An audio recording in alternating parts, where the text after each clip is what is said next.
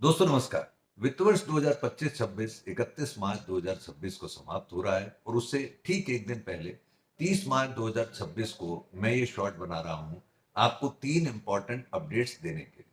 पहली बात ये कि यदि वित्त वर्ष 2025-26 का कोई एडवांस टैक्स आपका देय बनता हो तो आप अभी भी 31 मार्च 2026 तक जमा करा सकते हैं।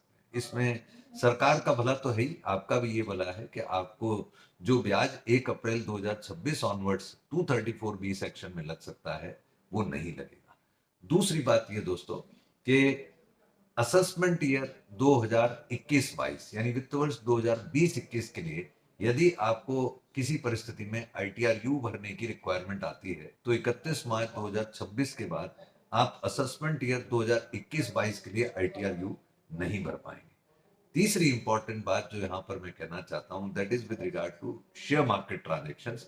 बहुत से लोग ऐसी क्वेरीज करते रहते हैं कि अनुप जी, मेरे कुछ शेयर्स हैं वो ऑलरेडी लॉसेज में हैं, मैं लॉस को काटना चाहता हूं या एक लेवल पर जाकर के लॉस को बुक करना चाहता हूं।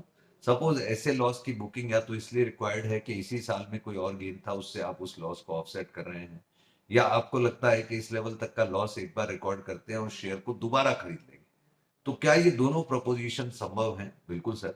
आज क्योंकि 30 मार्च 2026 शेयर मार्केट खुला है, इंडियन शेयर मार्केट खुला है, तो आपको यदि लगता है कि किसी शेयर से संबंधित प्रॉफिट या लॉस को बुक करना है, तो ये ऑप्शन भी आपके पास उपलब्ध है। हाँ, आप बेचने के तुरंत बाद नहीं खरीद करके 1 दिन के गैप के बाद, हालांकि कल शेयर मार्केट बंद है मेरी नॉलेज के अनुसार, तो आप 1 अप्रैल को यदि दोबारा शेयर खरीदना चाहें तो उसमें कोई कतई आपत्ति नहीं है। हालांकि ऐसा एक्टिविटी करने से आपका जो शेयर का होल्डिंग पीरियड है वो ब्रेक हो जाता है। तो ये 3 इंपॉर्टेंट बातें जो मुझे लगा आपके काम के लिए हो सकती हैं, आपके काम की हो सकती हैं, कारगर हो सकती हैं, आपके समक्ष रखी। I hope you will find them useful. Thank you. जय हिंद।